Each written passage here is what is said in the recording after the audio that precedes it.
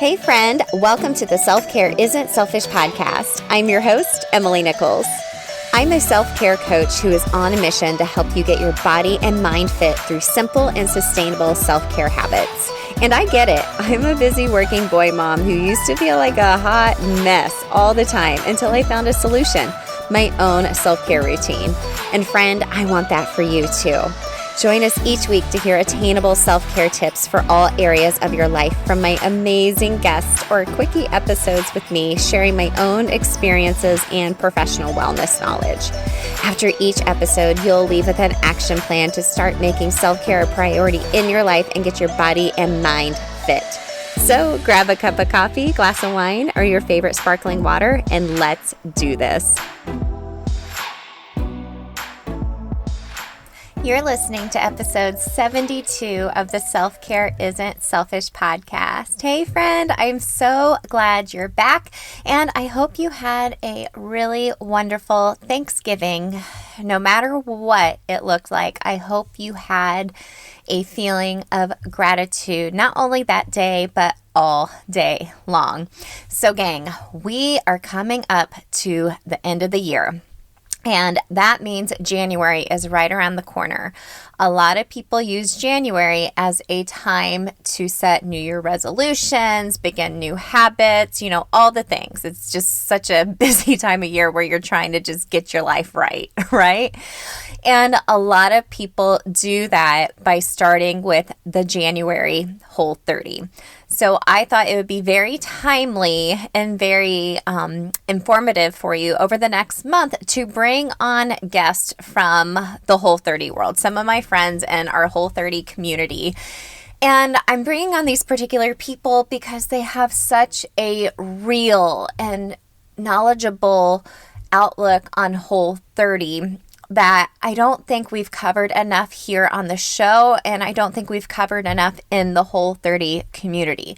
So we're going to be digging in deeper to more so how this is a lifestyle, life after Whole30, and how you can use this as a tool in your wellness journey. Because as we've mentioned plenty of times on the show, your wellness journey there's no finish line. You don't do a Whole30 and 30 days later, you're like, I feel great. I'm cured forever from my addictions or my mindset around food. 30 days isn't long enough to reverse those habits and mindset you've had your whole life. So we're going to really flip the script and thinking about Whole30 and really giving you some food for thought, like the pun, moving forward about what Whole30 is, if it should be a adventure for you to take on, and what it can do for you, mind, soul, and body.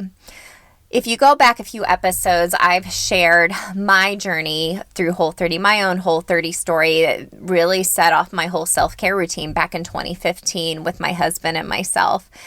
And it's always going to be something that's part of my life. That's why I became a Whole30 Certified Coach, because I know the benefits it can do for your life. And like we mentioned in this episode today, there's the old saying from Melissa Urban, the co-founder of Whole30, and it starts with food, and the Whole30 book, the original ones, like the OG ones. She stated saying, this is not hard. Birthing a baby is hard. Cancer is hard. But now we're changing the way we think about Whole30 and saying, yeah, it's hard. It's really freaking hard. So that's why you sometimes need a coach to help you along the way. So make sure to be listening throughout the next month. You can go to the show notes as well to subscribe to my newsletter, because I will be putting out an announcement of the Whole30 services I will be offering in January. I'm switching things up from what I've normally done, and I would love to be able to help you along your Whole30 journey if it is the right thing for you. So let me introduce you today to my guest. I'm so excited for you guys to hear this conversation. Today I have Autumn Michaelis on the show. I've always looked up to Autumn, and I was so excited when she agreed to be on the show. So Autumn is a homegrown recipe creative, and she is also a mom to 5 boys. Yes, ladies and gentlemen, I don't know if there's any gentleman that listens, maybe my husband, but 5 boys. She's a Whole30 certified coach. She is the Whole30 coaching manager and a recovering sugar addict. So Autumn loves making easy, affordable Whole30 and Paleo recipes, which she shares over on her blog. It's just wholefood47.com. She lives just north of Sacramento, California, and when not in the kitchen, you can often find her hiking, camping, and adventuring. I'm so inspired by Autumn's story. Definitely go give her a follow. There's a link in the show notes because she creates some amazing, beautiful, affordable, and delicious recipes that I know you will love, regardless if you're doing a Whole30 or not, or living a paleo lifestyle. But we're going to dig in deeper today about Autumn's sugar addiction and how Whole30 and her journey into food freedom has helped her overcome that. I resonated with this so much, and I know so many of you listening will as well. So let's get into today's show. All right, gang, welcome back to the Self-Care Isn't Selfish podcast. I'm really excited about this conversation. My friend Autumn is here. Autumn, thanks so much for coming on the show. Oh, such a pleasure. Awesome. Well, Autumn, I start off every show asking my guests the same question. I'm going to ask it to you. Autumn, what does self-care mean to you? It'd be interesting, Emily, if you've ever heard answers that really surprise you, but mine is self-care to me is intentionally doing things that nourish me and fill me up. I definitely have found that intentionally taking time for myself in the end gives me more to give back to my family. Like you said, nourishing yourself. Yeah. And it's interesting how that looks so different for everybody. And obviously I don't think we're going to deep dive too much on that today, but I loved how even Melissa Urban of Whole30 had said that depending on your love language, that might look different. Like for some people that might be massages, but if they don't like physical touch, that's not nourishing for them. For me, I'm acts of service is my love language. So literally cleaning a spot in the house is self-care to me. Like it sounds strange. I don't love cleaning. I hate it most moms, but that for me is an act of self-care. So I really encourage people to realize it can be very individual. And if there's things that don't resonate with you, that's okay. It doesn't mean self-care doesn't work for you. It just means you need to find the right, fit. Yes, absolutely. Oh, yeah. Like you said, we could talk about that forever in itself. Well, Autumn, can you share a little bit more about who you are? Kind of what's your story, like where you've been and how you got to where you are today? Sure. I am a mom of 5 boys. I always lead out with that because any mom that's, so foundational in everything I do. Yep. I work for Whole30. I am the coaching manager. I also am a Whole30 certified coach, as with Emily. That's where we know each other from. And I found Whole30 about 5 years ago when my husband was doing a naturalistic investigation into some problems he was having. And he brought home a paper on Whole30 and I looked at it and promptly said, "This is too restrictive. I am never doing this." Which, be careful what you say, because, you then get to eat a little bit of crow there. But a month later, I was really struggling with my relationship with food, and we'll dive into that more. And I finally said, okay, why not? Like, nothing else is working. This whole moderation scene isn't working. Like, sure, we'll try the restrictive thing. And I failed my first round, literally nosedive into a pan of brownies on day 10 because I wasn't prepared. I didn't have any support. I didn't tell anyone I was doing it because I was afraid I was going to fail, which again, just is that meant for failure. Yep. And then, but it kind of sparked something in me. And so like a month or 2 later, I decided to give it another go. This time I did it right, got more support, actually read the resources. Whole30 website has amazing amounts of free resources to anyone who wants to do it. You don't have to buy a stinking thing. They do also have books if you prefer to digest it that way. And so I was more prepared, and then I did it. And for me, that was a huge turning point because that was literally the first time I had not eaten sugar in a consecutive number of days past, like a week, because I'd always made these promises and these ideas and these approaches of ways I was going to help my relationship with food. And they never really panned out. Like I said, the whole moderate, only eat 1 dessert a week, or so many methods and approaches and diets, that something finally working was very empowering and very game changing. And so Whole30 has really been foundational for me in a lot of ways that we can talk more about, from healing my relationship with food, especially my relationship with sugar, So much so actually that my background's in fitness. Like and I know you appreciate that background, Emily. I'm a certified exercise physiologist. That's my degree in college. I have way too many certifications in the fitness world. I managed a gym before this, and I kept seeing a lot of people try to work out their way to health.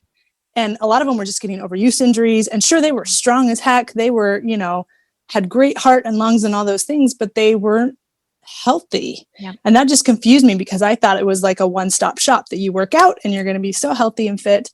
And then I started to see things in myself as well that weren't, like, I wasn't sleeping great and I had terrible acne. And obviously my relationship with food was not healthy. And so it kind of opened my eyes that health and wellness is not a one box check mark, that it's a very multifaceted thing. And once I started addressing nutrition at our gym, it was crazy to me, the number of things that could help. And so I wanted more people to know about that, and more people to think about that, because that was really novel to me. Besides dieting to try to lose weight, the idea that food could actually change my health in so many ways was just mind-blowing to me.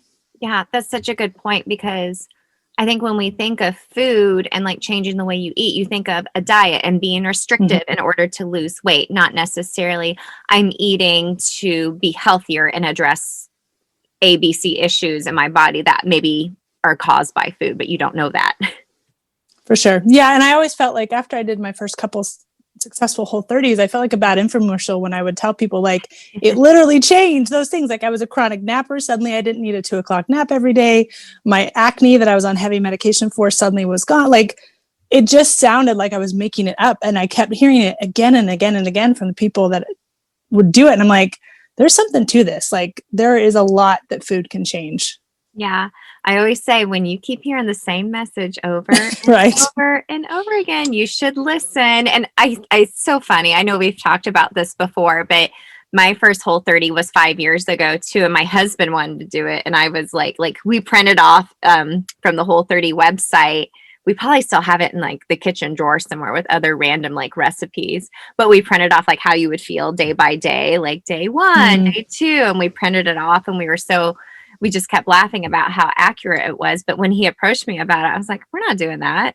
I'm not doing that. That's so hardcore. Like, seriously? No.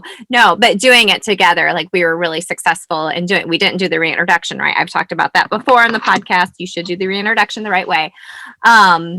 But yeah, it gave me so much more clarity. And I kind of felt the same way about like health and fitness. Like, you work out and you should be like healthy, but right. There's so many more key components to that as well, for sure.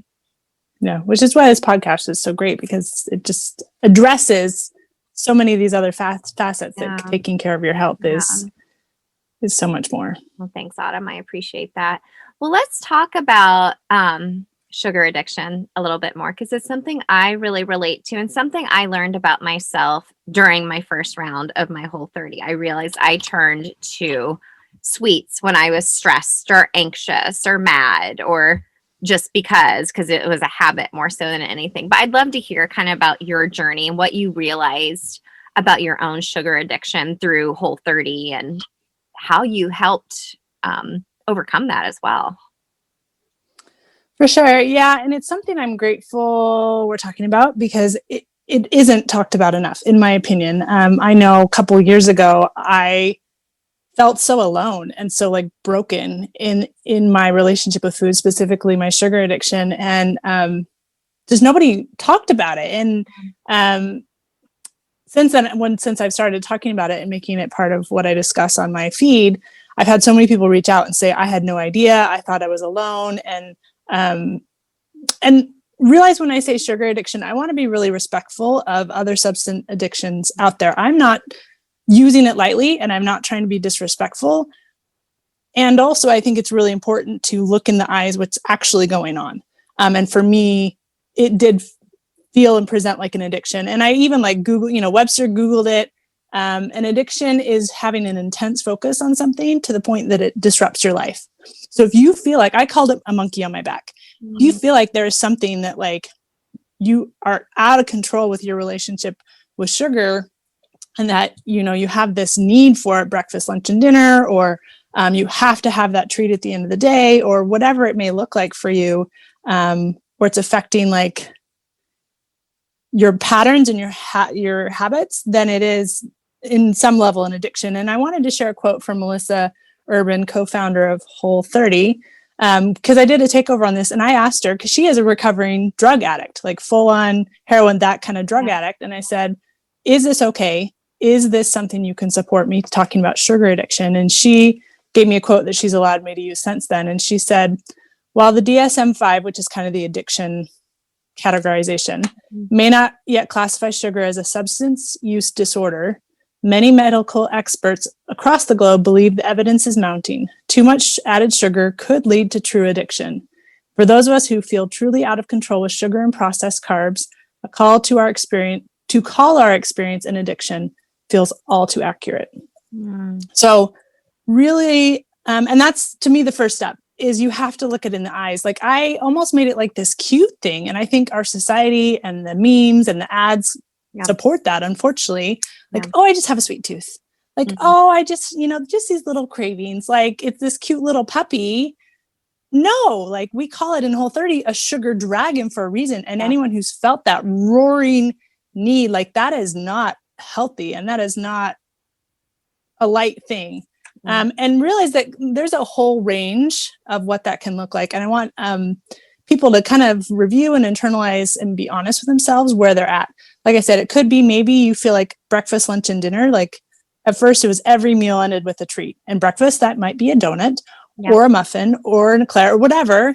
Or maybe like every night after, like I said, after dinner, you have to have that treat. Just like some people have to have their wine, whatever.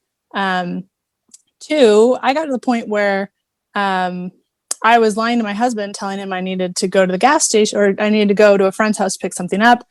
I actually went around the corner to the gas station where they sell, all kinds of crappy food. And I bought ding dongs and ice cream and milk, and I ate them in my car, and I threw them away, hid the evidence, and then drove back home. Swore I'd never do it again. I was mortified of what happened. That's classic binge behavior. And then it would happen again. So, but I want people to realize you don't have to get to that point for it to be a problem. Like, that is not the point. Like, okay, when you're binging and hiding it, that's officially when you have a problem that needs to be addressed. No, you have a problem that needs to be addressed if you're feeling that sugar dragging more. And if you feel like you can't have a healthy relationship with food, I think as moms, we see it in things like maybe you make a pan of brownies for your kids or as a family, and then the kids are like, hey, Mom, where'd the rest of the brownies go? Because they each had one and you literally ate the rest of the pan. Or you're making cookies. Or if you really honestly feel like you cannot stop at one, that's to some level a sugar addiction. That is something that's not normal. Like, and it was funny to me. I remember telling a gym member that I didn't know if I was ever going to be able to have sugar in the house and not feel that way. Like, I thought maybe that's just how I was made. Like, that's just my biochemistry. Because for her, it was like, it blew my mind that she was like, oh, well, yeah, I can have a cookie and put the rest in the freezer and I'm good. And I was like, what? That's even possible? Like, how is this possible? How? So, yeah, it was definitely a level of discovery. But if any of this is resonating with you, realize it can be different and it can improve. There's a whole blog on my website. It's my sugar addiction in 5 steps that were crucial in recovery. You can look up, but it did start with Whole30, and that was just my path. But again, that was so empowering. Those black and white boundaries also say a lot of support and education. Realizing I could step away from sugar for 30 days was huge. And then a lot of that work came after. And that's unfortunately a challenge we see in the Whole30 community is they think it's a check mark. Like, ta-da, I graduated, I did the Whole30, I'm done. Actually, it's ta-da, you did the Whole30, you are just starting on this new direction, and there's more work to be done. And that's where it's really going to change. There's a book that I love that's very well known in the Whole30 world, Food Freedom Forever. Literally the book on it by Melissa Urban, co-creator of Whole30. And so it shares a lot about, okay, well, what does that work look like? Like, what can I do to heal my relationship with food outside of a Whole30? Or maybe you're not ready for a Whole30, but you just want to work on your relationship with food. That can play it has very tangible steps and tips that can really help, and that I applied. And if you actually dive into it and look at it as more of a workbook and more like these are your assignments instead of just, oh, that's nice, it can really be changing. And like Emily said, if you choose to do a Whole30 and use that as your starting point, or you've done one, doing so, I don't want to say correctly, because there's no wrong way to do a Whole30 if you keep the rules. And if you eat Whole30 compatible foods for 30 days, you won, you did it, you're amazing. Mm-hmm. Realize if after a Whole30 you nosedive back into old habits and then feel unfortunately guilt, shame, remorse around it because you now know how much better you have done, then that might be time to evaluate, well, how did you do your Whole30? Like I used to eat Lara bars and RX bars, and like sugar is sugar is sugar is what the Whole30 literature teaches, that if you're having a craving and you feed that craving with sugar, even natural sugar, even apples and nut butter or Lara bars or RX bars or whatever, dates, then the cycle continues. So it's breaking that addiction cycle. And that's where what you talk about here comes into play, because it's not actually about the craving. It's not, and I had never heard that concept that a craving was just a manifestation of some deeper need. It's that self-care. Like once you start nourishing yourself in ways that are actually nourishing, you're going to stop slapping that sugar Band-Aid on it and hoping the broken arm will go away. So actually nourishing yourself with whatever form of self-care works for you was huge in helping me not try to fill my empty cup, because I was a mom of 5 boys working full time, all these things, just stressed and tired, not trying to get by having sugar. Yeah. I relate to that so much, Autumn, especially the brownie analogy, because I can't tell you how many times the kids were like, where'd all the brownies go? I'm like, I don't know, Dad ate them all. It was me. It will call you on it. Yeah. Well, it's so easy. You go by and like use a fork and just take a little bite here, take a little bite there, and then it's all gone. But you're so right, because, after I did my first Whole30, I was like, man, I can do anything. And I just went back to my old habits so quickly, because 30 days really isn't that long enough of a time to reverse something that you felt your whole life, when it comes to sometimes emotional attachments to food or sugar addiction for that matter. And I haven't done a Whole30 in 2 years now, but after I did a couple of them, I realized I was using Whole30 and abusing it. In a way, I was using it because I was like, I know this helps me feel good and it helps me reverse the way I was feeling, but I was using it to be like, oh, I'm going to lose weight again from doing it. And I'm just doing this and then going back to my old habits after 30 days. And that's not the point of it. And I even failed a couple of Whole30s in the midst of all that, because I was like, oh, forget it. I've done a Whole30 before. I can go ahead and eat this or eat that, or, eating all the Lara bars too. Cause I'm like, oh, it's just dates and, cashews, it's all right. And still getting that mental trigger of getting that sugar as a reward or punishment sometimes in that matter. Yeah, I relate so much to that. And like I said, I haven't done a Whole30 personally in 2 years, just because over the past 5 years and doing multiple Whole30s and learning from my experiences and going into my own version of food freedom, I now have control over that. And I take pride in that I'm in control of my choices now and not letting those foods control me more so than anything now. For sure. Yeah. And I agree that you asked before the show when my last Whole30 was, and same, mine was about 2 years ago. Yeah. And I like to tell people I've done 10 Whole30s. Mm-hmm. That is not a badge of honor. Like that is me not getting it. That is nowhere in anywhere the goal to bring up like a number of completed or failed or whatever Whole30s. The goal is, like you were saying, you just kind of described your food freedom for you, just being empowered in your relationship with food. That's the goal. So use Whole30 as the reset and the scientific experiment of one. That was huge for me. For example, like I talked about how empowering it was to realize I could go without sugar. And then B, I could actually pin down the cost of sugar for me. Like it's hard to not choose something if you don't know what specifically what the cost of it is. I like to compare it to shopping. I'm a girl who loves to shop. Oh, same. If I'm going to pick out a pair of shoes, they might be absolutely adorable, if they are $500, there's no way those shoes are coming home with me ever. Like that's just not in my budget. Right.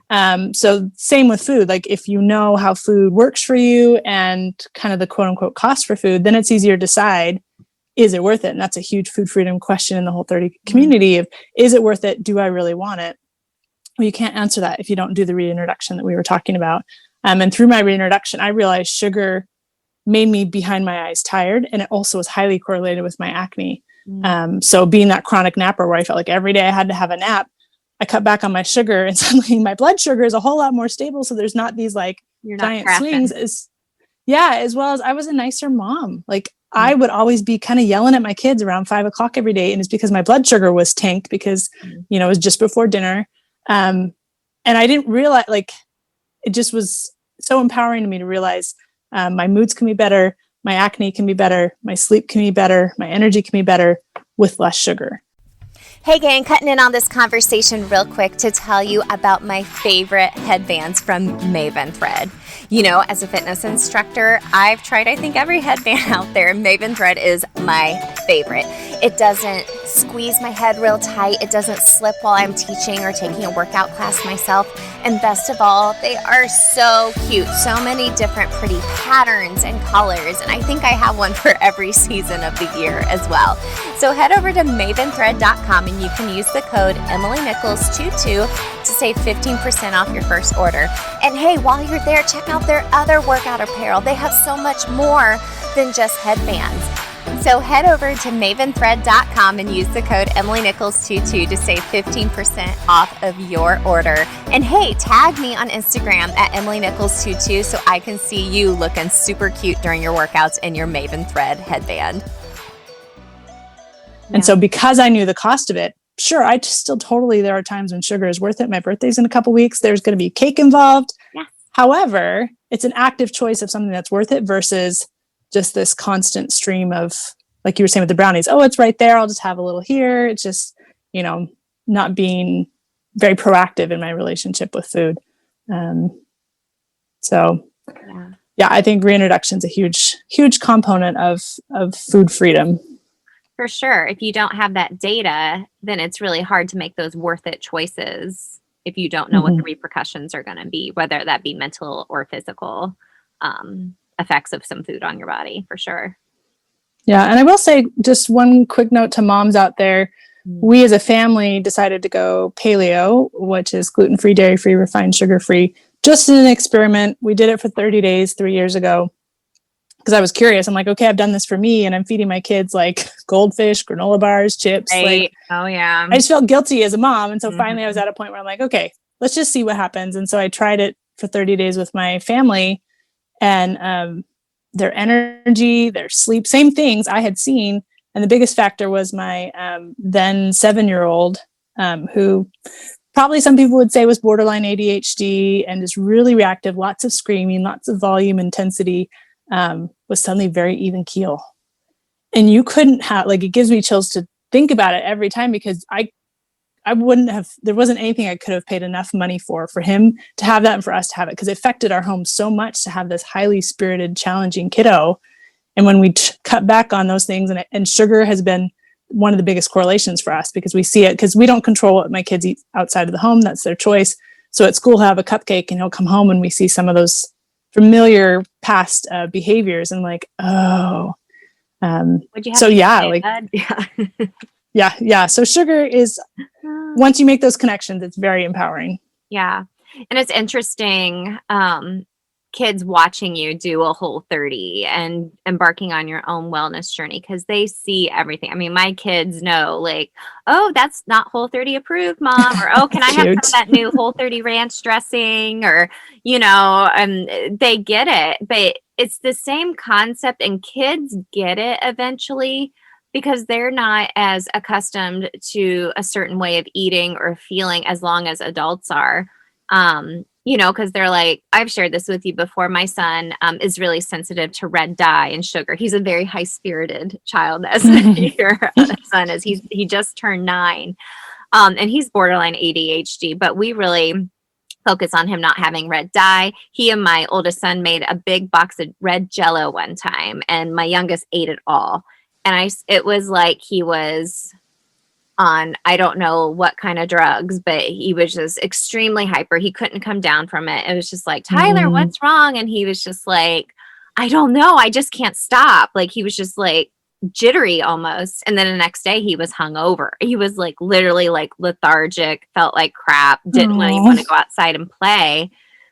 And now he's like, I don't do red dye because I know how bad it makes me feel.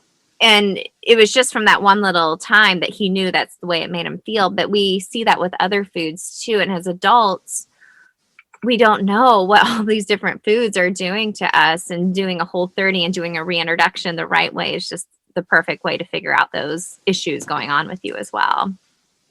Yeah, and I really appreciate it. I highly recommend, if anyone listening to this hasn't, reading It Starts With Food. It's one of the earliest Whole30 books. And I've read, the throes of my sugar addiction, I read over 50 books, really trying to understand what the heck was going on. And it's still to this day one of my favorites because it explains the science enough without being like way over your head. But it talks about how like the foods in my society are literally designed to make you want more. Like, I don't know if you remember like an old, I think it was like Ruffles commercial, like, bet you can't stop at one. Like literally that's their job, and not in a bad way. They're not evil. They're just, that's their job, is to sell food. And so they make it, it's called a bliss point, as desirable as possible that you want to keep eating it. And they do so usually through like sugar, fat, those kind of combinations.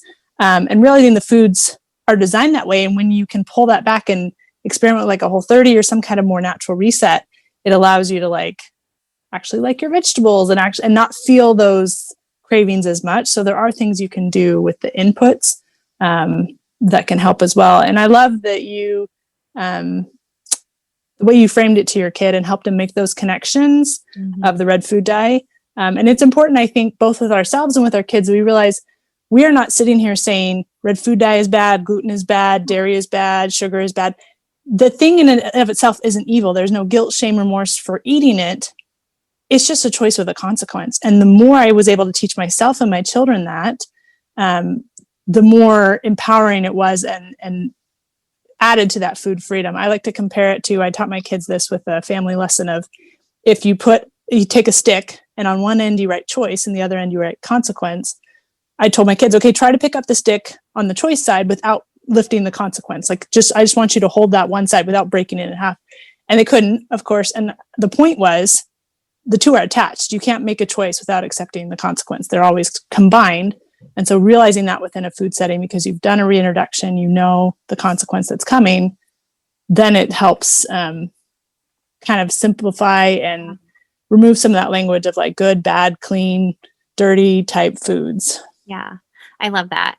Well, it's a choice and a consequence. And there's so much power in knowing that for yourself and making those choices for yourself. It's and like you said, there's no such thing as good or bad foods. Like, food has no morality. It's just food. It either agrees with you or it doesn't. Yeah. Right. And there's going to be times when it's worth it and times when it's not. Absolutely. And you had asked about what food freedom looks like to me. And I think that's a big part of it, is just that calm, like there is no tension between me and food anymore. Like there is no, like I said, no guilt, shame, or remorse, but also no feeling like I'm back in the driver's seat and it's there to nourish me. And sure, it doesn't mean like I'm not in a place where necessarily I will never overeat again, or I'll never eat the whole pound of brownies again. Like it's just not something that you can ever close the book on and say, I am done. I am healed. I have a great relationship with food. But it gets easier the more effort you put into it. I like to compare it to driving. I grew up driving in Houston, Texas, 6-lane highways. It's nuts to try to figure out how to drive as a teenager, but eventually you figure it out. And now, I drive down the street and I toss back, a fruit leather to the kids and turn out the music. And like, you can multitask, and you still have to drive. You still have to do the thing, but it's a lot more comfortable. And so the same with your relationship with sugar, your relationship with food. It'll take some practice, some driver's ed, some hours in the driver's seat, but eventually it'll get very comfortable. And even though you're still doing the thing, you're still doing the work. And there might be times when I'm like, we're having a few too many sweets. I think it's time to not bake so much this week, or whatever it is that you feel like isn't working.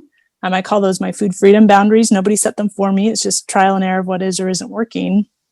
Then you kind of course correct, that you can kind of find a sustainable rhythm.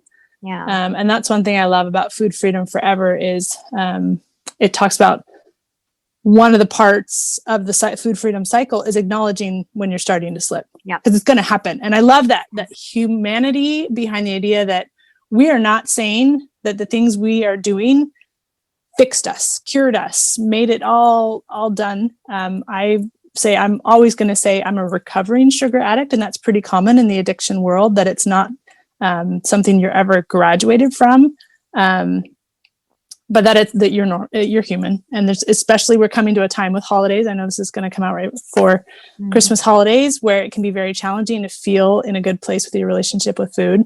But that doesn't mean you have to like just dive in the deep end and throw your hands up in the air. There's a middle ground. There can be a middle ground. Yeah, for sure. Yeah, and that comes through doing that food freedom work. And so again, if you're really struggling, like Autumn, you keep referring to this food freedom work. What does that look like? Food Freedom Forever by Melissa Urban. Please check it out. Please read it and really dive into it.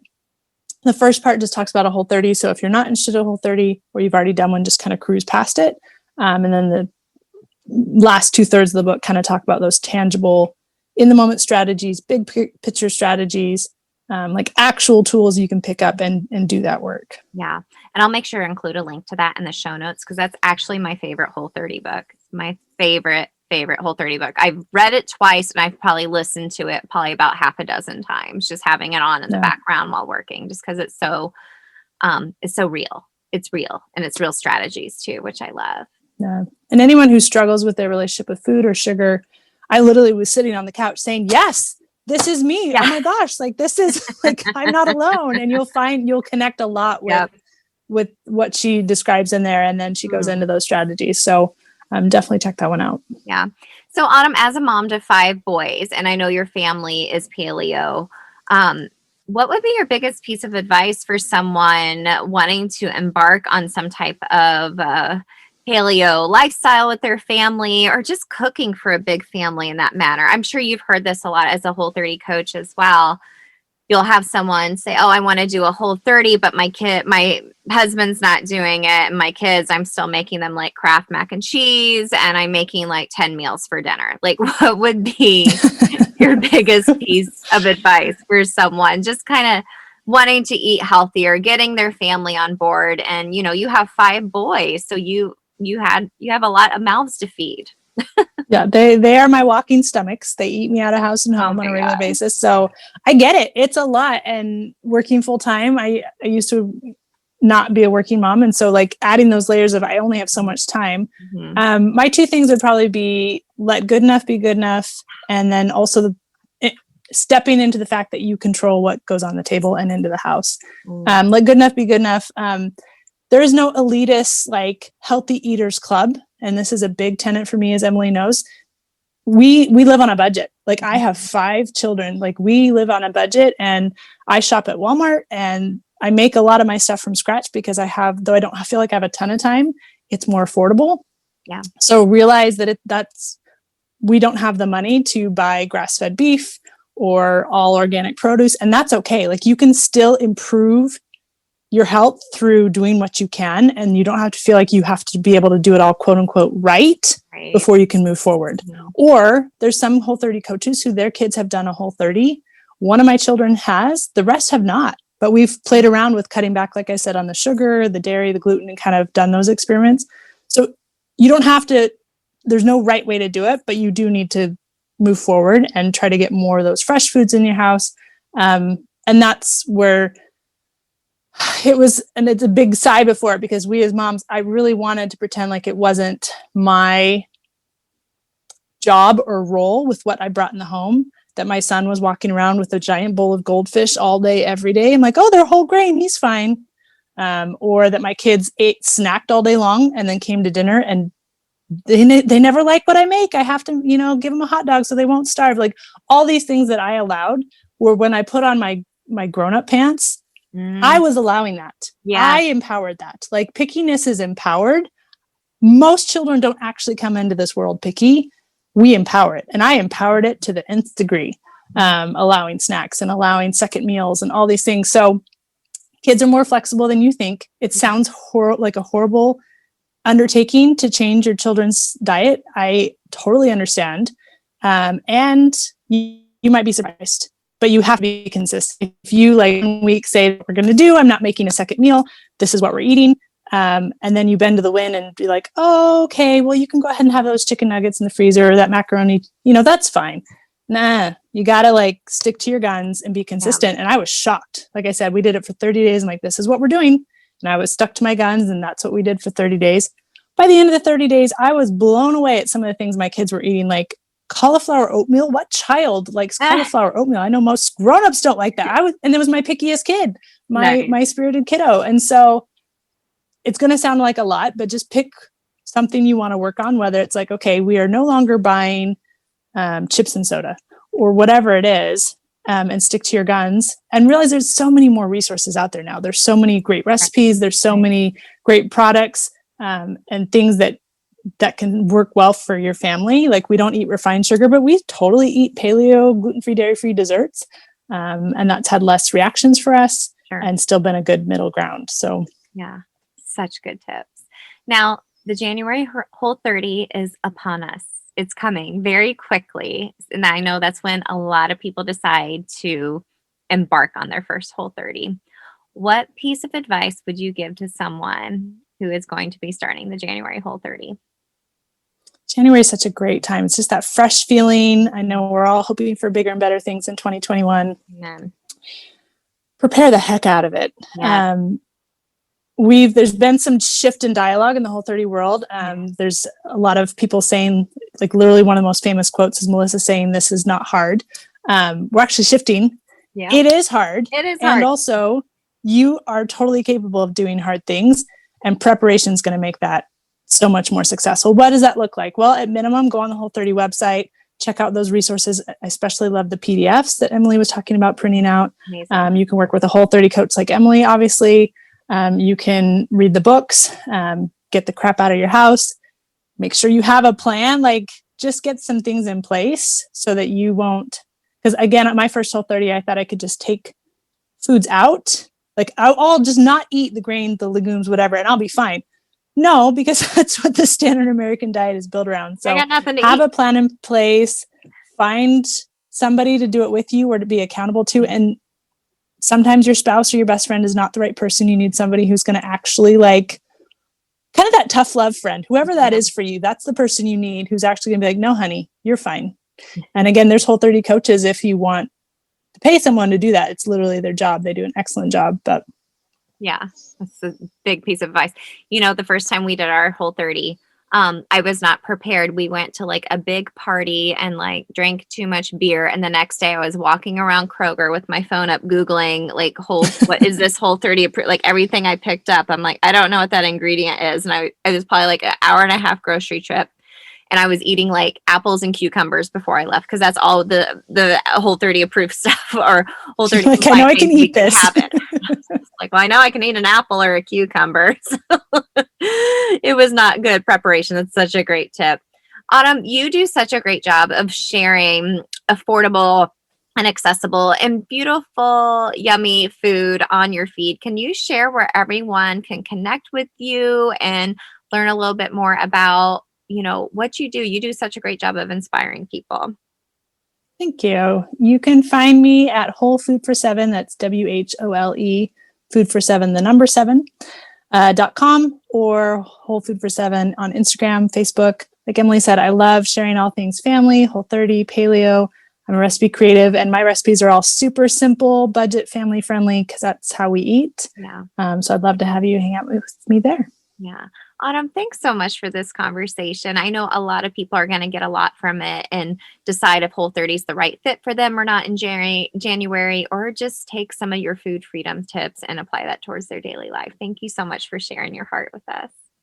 Thank you. Thank you so much for this conversation, Autumn. I know our listeners are definitely going to resonate with the conversation we had today. So thank you for being so vulnerable and sharing your heart with us today. Before I get into my 3 biggest takeaways with Autumn, and y'all, it was hard to do just 3, but I want to leave you with 3 so you're able to start taking action today. I just found it so funny that Autumn and I both, when we were first introduced to Whole30, it was through our husbands, and we were both like, no, this is too hard. This is too restrictive. No way. Why would I ever give up all the things I love? And how when we both eventually did it and did it the right way, it was such a life-changing experience. So just keep that in mind. Sometimes when you hear something and you're like, I don't know about that, maybe it's the universe or God's way of challenging you to step outside your box and trying something new. So, okay, let's get into my 3 biggest takeaways. Number 1, and I want you to hear this one very clearly, okay? If you've done a Whole30 before or a couple Whole30s, great. I hope you have learned a lot about yourself and your relationship with food, and you're slowly starting to change those habits and mindset. However, you need to get to a point where you don't need to do a Whole30 anymore. It's not a badge of honor, like Autumn mentioned. She and I haven't done a Whole30 in a long time. I've done many resets as of Autumn. Autumn mentioned she has as well. But I don't feel like I need a full Whole30 to understand the benefits. And, sometimes there's different seasons of life where I may decide to do a whole 30 days of a Whole30, and that's great. But you don't want to get to a point where you're just abusing the Whole30, using it as another diet, something you can always go back to lose weight or feel healthier, do this, do that. No, you need to get to a point where you don't have to do a Whole30 anymore. Okay? Hear that again. Ingrain that into your brain. Memorize that. If you found like you're listening to this and you're like, oh, I've done like 20 Whole30s. No, friend, that's not a badge of honor. You need to reevaluate why you're doing a Whole30 moving forward. Number 2. So, food freedom. It's such a big concept. What does food freedom mean? Well, I love how Autumn breaks it down. And it's all about choices. You make choices and there's consequences around it. But like she mentioned, it's calm and no tension now. So food freedom is personal to everyone. But I loved Autumn's analogy of being back in the driver's seat, taking driver's ed, learning a little bit here, learning a little bit there. Food freedom is going to be an ongoing journey. As she mentioned, it gets easier as you go along. You get more comfortable. You feel like you're killing it. But there's still going to be days here and there where you're going to eat the whole pan of brownies and your kids are going to call you out on it. But guess what? It's okay. Like she said it's more calm and no tension around her choices and the consequences that she knows will happen or not happen to her body or mind. Okay? And just going back to her sugar addiction, it's a real addiction. Like she mentioned, she's a recovering sugar addict, and I so relate to that.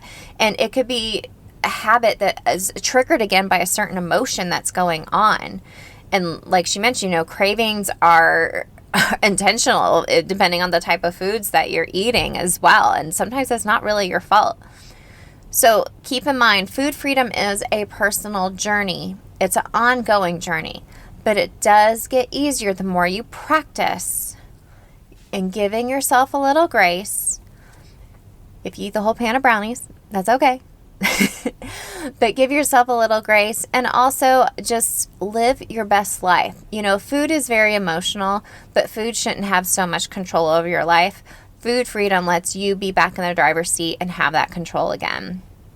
And number 3, I loved how we talked at the end about her paleo experiment with her 5 boys and her husband, her whole family. Because with my Whole30 clients, I get this a lot. They are doing the Whole30 by themselves. They are trying to eat healthy, but they are still going through the McDonald's drive-thru for their kids because it's easier. They're still making this or doing that for their kids' meals because they don't want to eat what mom has made for dinner, so they're making 20 different sides for dinner. Gonna have some tough love here, but like Autumn said, kids are way more flexible than you think. So open them up to new experiences. They aren't gonna starve. I promise. They'll eat eventually. Okay, it might be harder if you have teenagers, in all honesty. But take a look at what your kids are eating. You know, when I brought up the Jell-O experiment that happened with my son Tyler, you know, look at the foods that your kids are eating. What is it doing to their minds and their bodies? You know, are they always hyper? Are they always lethargic? Are they coming down from sugar all the time? Okay, just simple little switches. I mean, like my kids, Tyler loves fruit snacks. Okay, we still allow fruit snacks. He eats fruit snacks, but we get them without dye, for example, because we know those dye adversely affects him. Okay, so when it comes to your kids, if you're doing a Whole30, you're just trying to alter the way you eat to be a little bit more healthier in your household. Include your kids. Monkey see, monkey do. They will catch on. They'll be more flexible than what you could ever think. And remember, you're the parent. You're in control. Okay? If you're doing a January Whole30, I hope you keep that in mind. It'll just make your life a little bit easier. So gang, like I mentioned, click the link in the show notes so you can connect with Autumn Michaelis. Amazing recipe developer, gang. You are going to fall in love with all the recipes she has on her website. She makes them super affordable too, because she's got 5 boys, y'all. She's not playing around. Okay, and make sure you click the link in my show notes to sign up for my newsletter. I'll be pulling out a notice within the next week of what my Whole30 coaching services will look like in the new year. I've taken a step back looking at the way I've been doing my Whole30 coaching and taking it with an approach of self-care moving forward, and going to be offering services even rooted deeper into self-care and food freedom when it comes to Whole30, and I'd love to be on that journey with you. If you loved today's episode, I would love it if you would leave a rating and review in iTunes. It makes it a lot easier for everyone to find the show.